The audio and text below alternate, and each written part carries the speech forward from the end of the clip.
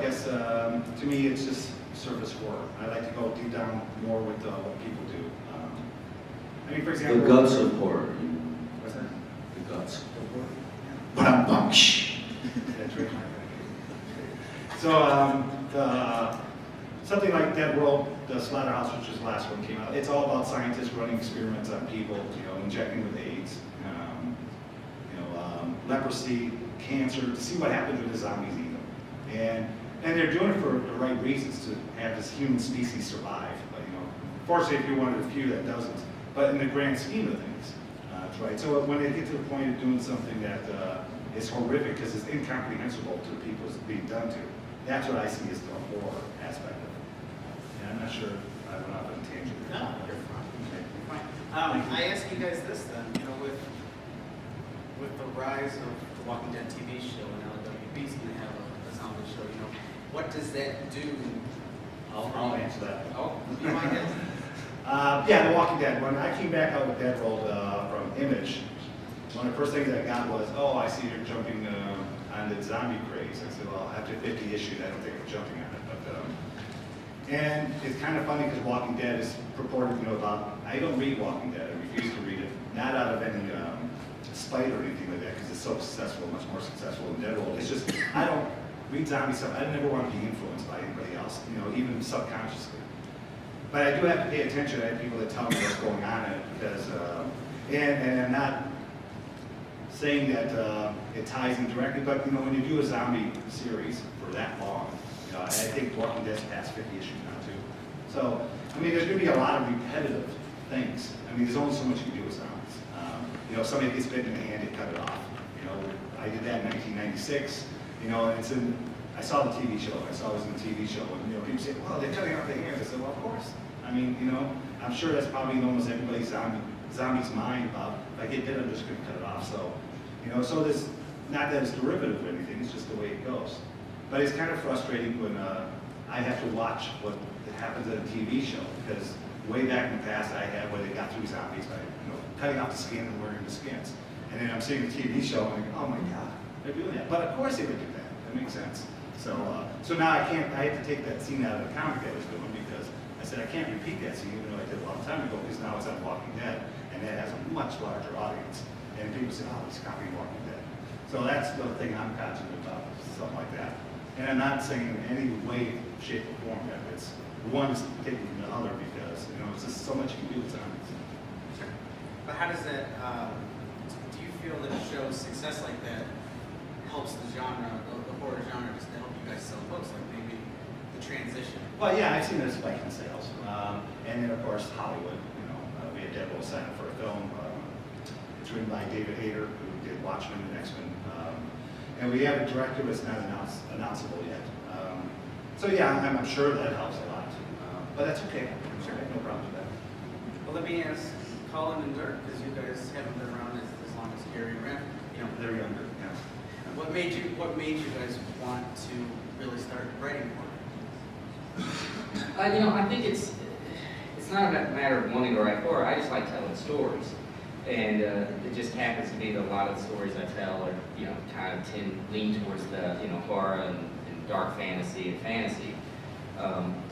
I think those kinds of stories they apply. Again, it goes into what you can do within outside of any genre. Because I'm working on some books right now that are superhero comics that are coming out, but there are definitely horror elements in these comics. I mean, I think there's a lot of it's a going broad horror, not thinking this is a horror comic, which means it has a zombie or a vampire. Going broad horror, you put those elements into any universe, any story, and hopefully the readers will respond to it in the right way. I did an issue of a miniseries that was based on the character Marvel's Iron Fist, and I wrote an issue of the series that was The Bride of Nine Spiders. And each of there were these different characters, and it was meant to stand completely alone. You don't need to read anything else to enjoy the story. So I decided I was going to write a Lovecraftian tale with that character, who's a Marvel superhero, as the centerpiece. And a lot of people didn't get it, and a lot of people hated it because it wasn't what they wanted out of an Iron Fist story. But the people who picked it up fresh and didn't really follow Iron Fist loved it and thought, well, this is a great horror story. It just happens to have this superhero character. It just tends to be the stuff I gravitate to when I'm reading books. I remember the first comic I read was a superhero comic, but I was horrified by it because I thought this guy, I wasn't really reading it, I was just looking at the pictures. And to me, I thought this villain was killing the Avengers in this comic, and I thought that was the last issue of a book, and he just killed them all because a little kid reading it. It terrified me. And I remember a comic where, in those old anthologies, that I've been looking for this book forever, so if anyone knows where it came from, I'd love to know. But it was about a kid whose grandfather was smoking a pipe, but whenever the grandfather would fall asleep, smoke would turn into this monster and would terrorize this kid. And I've never picked up a cigarette because that story scared me so badly, this smoke monster. So I think those stories kind of wake up, they impacted me in a big way. I think about them, they linger with me, and that's the kind of story I want to tell. Yeah, what it counts, I mean, a lot of times when you're writing something, you have a story you want to tell, and the genre becomes a consequence of that. It's not necessarily the intent. Now, the artists, on the other hand, I mean, they know what the story is, and so they may want to draw a horror story. So, but I think most writers, they just have an idea, and the ideas always just start flowing, and then it becomes a genre. But, I don't know that many times it was intended that way. Yeah, with Nightmare World is 52 different short stories. The whole series is 52 short stories. They're all standalone stories, but what we also do is, what I also did with the series we went on, all 52 stories stand alone, but they also weave together to tell one big giant story. When I was starting out, because horror is so diverse, a lot of people they meet me and they're like, you're just pretty friendly, fairly well-adjusted guy, and they're like, yeah, then you write horror. Yeah, I'm all right. Yeah, okay, at best. Yeah, I think it's both of them. Yeah, you guys know me too well. But now they look at me and some of you guys might get this, like that repulsion, like, oh, you like horror stuff. I'm like, well, yeah. Well, Nightmare World, what I set out to do is explore 52 different subgenres of horror with Nightmare World. And that's what we did. I mean, we did the zombie story, we did the vampire story, but things like that. We did, a couple different homages to different Lovecraft stuff. But we also did stuff like, many stories that don't have monsters in them, but they're still scary. I think one of the scariest stories I ever wrote was about, it was the first Nightmare World, isn't the first Nightmare World collection. It opens up in a hotel, the maid is walking around cleaning out the rooms. She opens the door and sees a sniper in the hotel room getting ready to kill somebody. And what happens? I mean, and people are like, well, but like the maid didn't turn into a werewolf or something. That's right. Like, but I thought you're a horror writer.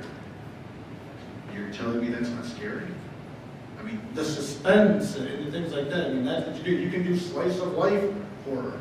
I joke a lot of people that have the stories in Nightmare World are autobiographical, but I put monsters in to make them more believable. I mean, it makes more sense that way, so. But yeah, certainly, I mean, horror is great because it's this huge umbrella. And the biggest compliment that I personally get with people that read Nightmare World is I get people to say, and this is what you were saying, I don't normally like horror, but I really like Nightmare World. I'm like, well, then you do like horror. You may not like, Gary during the term minute, the surface horror, torture porn. Torture porn is not horror.